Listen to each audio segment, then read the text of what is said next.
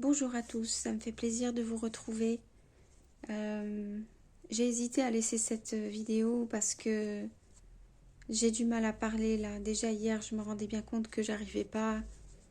Et là, je suis de nouveau en difficulté, mais je me force un peu là. L'objectif de ces vidéos, c'est quand même de vous témoigner justement ce qu'on ressent au plein cœur de la tempête. Je viens de perdre ma sœur jumelle. Elle est morte du cancer. Elle a été malade pendant 4 ans et 4 mois. J'ai été son proche aidant. Je l'ai accompagnée. Et puis on a échoué à la sauver. Voilà. Donc je voulais faire ces vidéos parce que je me disais, voilà, il faut témoigner de ce que l'on ressent au quotidien. Je vais découvrir en fait au jour le jour ce que je vais ressentir et comment je vais vivre les choses. Et dans l'espoir que moi, ça me fasse du bien, bien sûr. Mais surtout dans l'espoir de pouvoir aider aussi les autres, vous qui m'écoutez, si jamais vous êtes dans cette situation. Et peut-être voilà que l'incohérence de ressenti, de sentiments dans lequel on est, c'est tellement difficile à vivre que peut-être que de le partager à plusieurs, ben, ça soutient, en tout cas c'est ce que je souhaite. Là, ça devient difficile parce que je suis en pleine phase de déprime, là je pleure tout le temps. Mais alors, je n'ai jamais pleuré comme ça. C'est-à-dire que c'est une douleur et une tristesse qui est très profonde. Je ne sais pas comment l'expliquer parce que vraiment, j'ai jamais connu ça avant. C'est une douleur qui est là. Vraiment, c'est comme mon ombre. Elle est à côté de moi. Et en même temps, elle est irréelle. C'est-à-dire que je ne peux pas la voir. Et c'est comme si je ne savais pas pourquoi. Donc je continue à vivre des choses bizarres. Mais quand je me mets à pleurer, ça va chercher au fond de mes tripes, quoi. Vraiment, je suis surprise à chaque fois. Puis j'ai des gros sanglots, c'est des gros désespoirs. C'est comme si tout ce que j'avais vécu avant dans ma vie, c'était rien, rien à côté, quoi. Même si je pensais que c'était dramatique, en fait, c'était en surface, en fait. C'est des vraies douleurs, mais des douleurs qui touchaient des couches en surface. Là, ça vient du plus profond de moi, mais sans que ce soit concret devant moi. C'est très très bizarre. Je sais, c'est pas cohérent ce que je vous raconte, mais vraiment je cherche à témoigner ce que je ressens. Et il y a un truc bizarre aussi, c'est que je mélange les images que j'ai dans ma tête de ma sœur. Je revois les scènes des derniers jours. Ça c'est très très dur. Ça c'est très très dur parce que je me remets en boucle là, la fin quoi. Et puis je la vois avec son visage, avec bon, son état de maladie, etc. Et puis je mélange ça avec des photos d'elle, des images d'elle du passé, quand on était petite, quand on était adolescente, bref, quand on a voyagé. Et tout d'un coup, j'ai toute sa vie là qui est partout dans ma tête. Ce que j'ai demandé en fait à tous les gens autour de moi de m'envoyer les photos qu'ils avaient d'elle. Donc c'est très surprenant parce que il y a des photos qui correspondent à des périodes complètement différentes de sa vie et de la mienne. Puisqu'on est jumelles, forcément, ça fait remonter à la surface des moments de ma vie qui sont très anciens et des moments plus récents, des gens différents. Et bien tout ça, c'est le gros bordel maintenant dans ma tête. Voilà. C'est très dur. C'est très dur. Là, je suis dans une phase totale d'hyperphagie, de boulimie. C'est-à-dire que je n'arrive plus à rester pratiquement un seul instant sans manger quelque chose. J'ai tout le temps besoin de manger, en fait, de mâcher, de manger, de me remplir. J'ai pas faim, évidemment, mais alors pas faim du tout.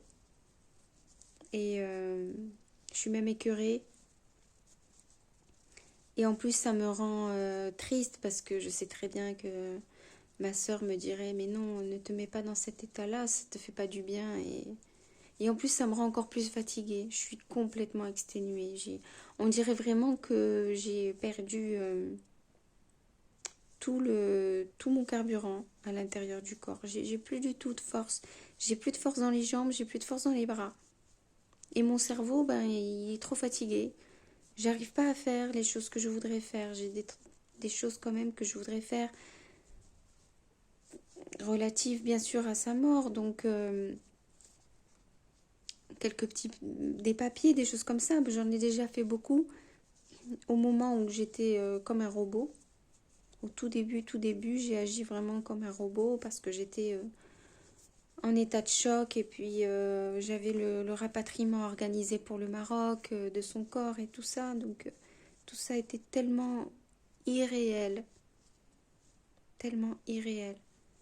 Et sauf que là maintenant, je suis posée là. J'habite là depuis quelques semaines chez ma mère et il y a comme un truc bizarre, complètement figé qui bouge pas. Et il y a juste mon malaise et mon mal-être à l'intérieur qui ne fait que augmenter, augmenter, augmenter. Je n'arrête pas de m'empiffrer, mais plus rien n'a de goût. J'ai besoin de quantité, de matière. Et le soir, je suis très très fatiguée. Le matin, quand je me réveille, je suis épuisée. La journée, je me traîne. Mais là, c'est pire qu'il y a quelques temps. Il y a quelques jours, c'était mieux. Là, je commence vraiment à me traîner comme une âme en peine. J'ai des sentiments qui montent à la surface, des émotions très différentes entre la colère, la tristesse, l'incrédulité.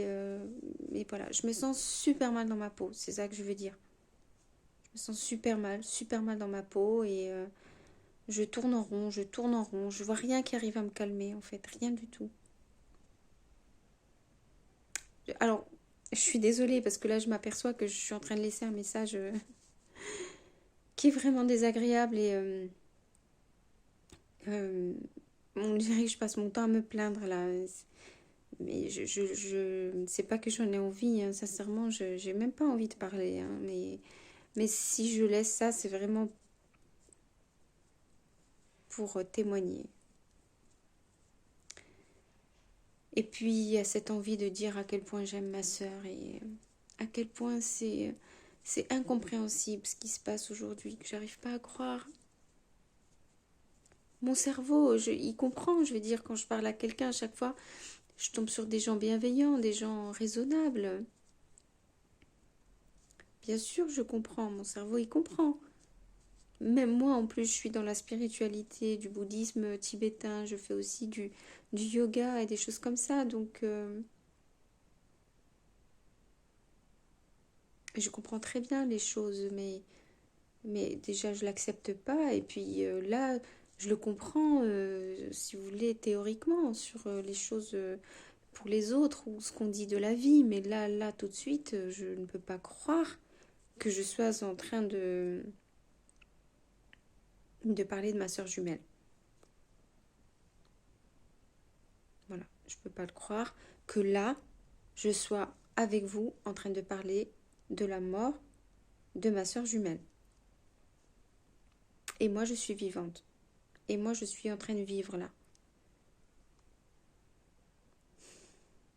Bon, il n'y a rien à faire, ça rentre pas dans mon cerveau, donc je me sens très mal. Donc si vous avez des conseils, sincèrement, je ne sais plus quoi faire. J'ai essayé de reprendre mes activités, donc je commence tout doucement.